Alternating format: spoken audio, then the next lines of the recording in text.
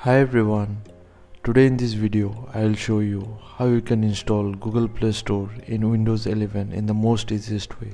So let's get started. Simply open your Microsoft Edge browser and search for Google Play Store. From the search results, click here.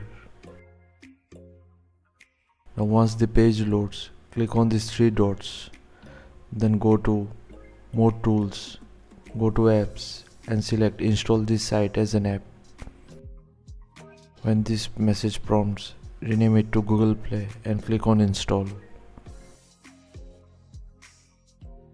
From here, you can keep this check marked. You can also create a desktop shortcut and click on Allow. Now once it is done, you can select Windows from here and go to Apps. Now select any preferred apps you want to install and you'll get the option to install. Now you'll need to sign in. Simply sign in with your credentials. So once you do it, you can easily install any apps or games in your PC. So thanks for watching. Please feel free to subscribe and support the channel if you found the content helpful. Thank you.